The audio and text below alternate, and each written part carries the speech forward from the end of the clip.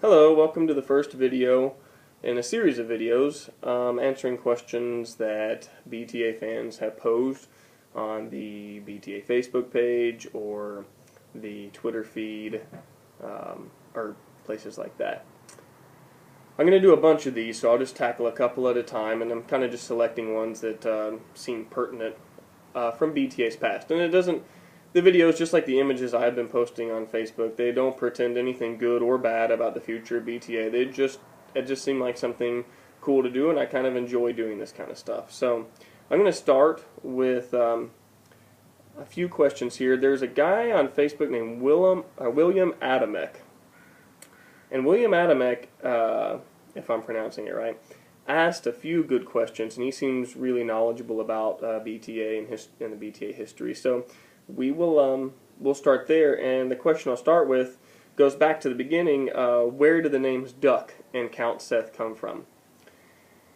As far as Duck goes, Duck has always just been called Duck. His actual name is Brent Duckett, and since before I knew him, he's always preferred to be called Duck as I guess a shortening of his last name. And he's been called Duck for at least 12 years, if not 14 or 15 years.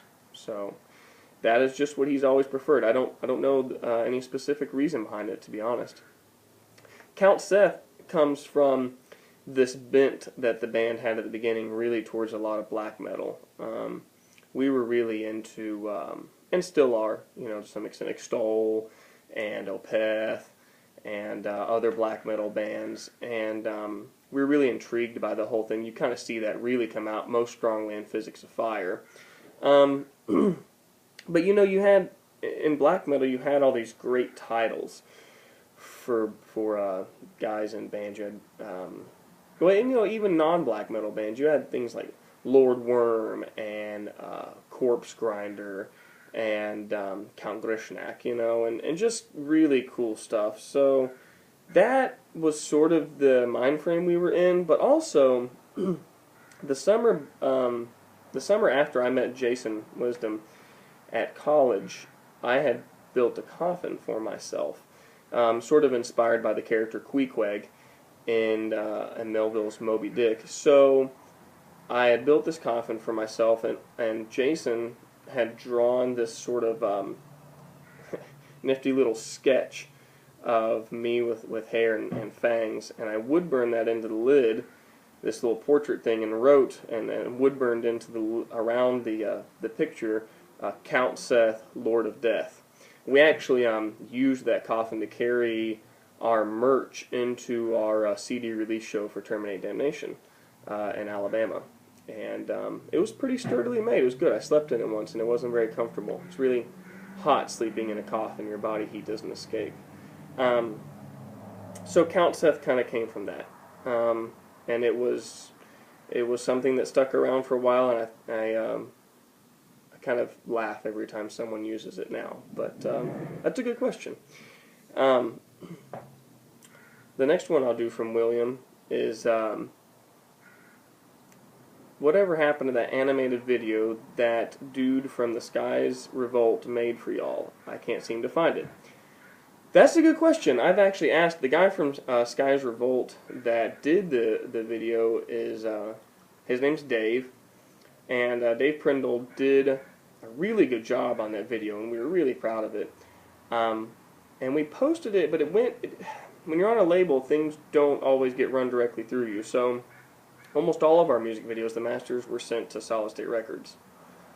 I don't know what's happening. I've requested it since then. I haven't heard back about it. Our back catalog has been sold now to Capitol CMG, so I don't even know where I would begin to go find that. It's not online anymore. It was posted through Noise Creep when it first came out, and it was this great animated video that was sort of in the vein of Aqua Teen Hunger Force, and we were all superheroes traveling in the future of 1984 or something like that, and we were Vikings, and we came to a version of Earth where their beards were outlawed, and so we rebelled and kind of battled against this evil guy, and Clifton saves us. It's just a great music video for it's for the song Breathing Light, which is the last track of Celestial Completion. So, this video came out in 2011, and I wish I could find it, but I can't. So, if I do find it, I will post it again for everyone to view. Okay. Least favorite song to play or write is the next question from William Adamek that I felt like would be appropriate to answer. It's a good question because usually people ask for your most favorite, and that's always hard to decide. Least favorite to play, well, bands always kind of go through this culling process of, they might think a song would be cool to play live, they try it and it doesn't work, and so they stop playing it live. And that's what we do and did. So, after playing a song 2 or 3 times, if we didn't like it, we didn't play it anymore. So there wasn't really a least favorite song to play live. Honestly, I remember, if I had to pick one, I remember the song Endure, for which we have a music video from Physics of Fire. It's not a bad song by any means, but it was technical enough for us to play correctly that we couldn't really move or do anything while playing it. I remember that being really frustrating, and I remember thinking, man, this stinks that we can't put on more of a show while playing the song, but we felt compelled to play it for a while because we had a music video for it. So I would, if I had to choose, I'd say that one. The least favorite song to write, I don't know if it's necessarily the least favorite song to write, and I'm really happy with how it turned out, but we had a really wild time trying to pull the first track from Dichotomy together. It was such a mishmash of ideas, and the beginning part was from the song that Alex wrote before he left the band, and then the next riff, John and I worked together while we were in the studio, sitting down to record at Devon.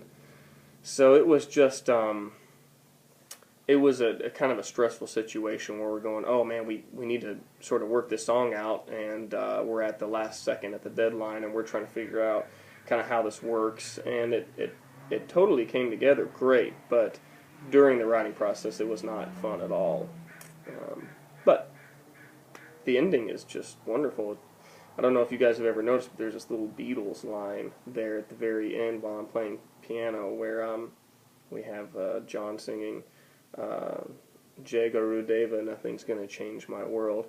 And it's just this beautiful sort of part right after Devon's vocal line in that song. So if you haven't ever noticed that, go listen to it. Okay, last question for this video, again from William Adamek. How has being a hashtag dad affected the band? And this is why I feel like William really knows what's going on here. I do this whole hashtag dad thing on Facebook and Twitter, and being a dad is one of the favorite parts of my life. And actually, I would assume it's one of the favorite parts of pretty much anybody in our band's life who is a dad now.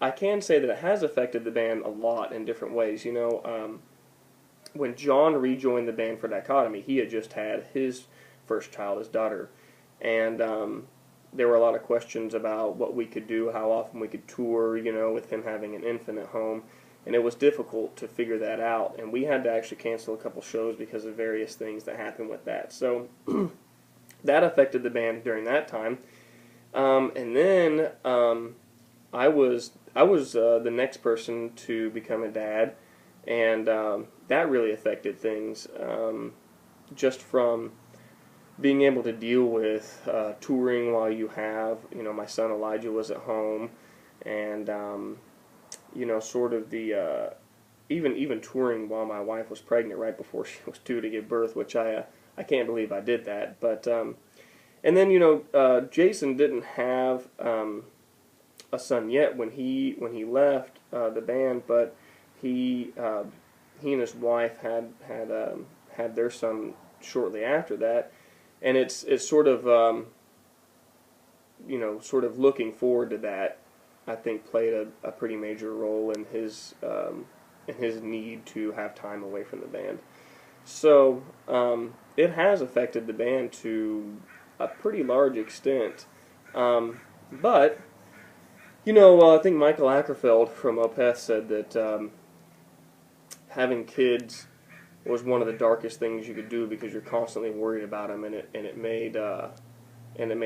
put you in such a stressed and sort of dark mind frame, and he felt like it impacted his music in a positive way. I don't know that I can necessarily attest to that, but it has made for some great jokes and pictures. But it affected the band more from a logistical and touring aspect. I don't think it affected us really in any way as far as writing or anything like that. So anyway, those are 4 questions. This is video 1 in a series of an indefinite number of videos that will be released over the next little while. So enjoy and look for more. Thanks.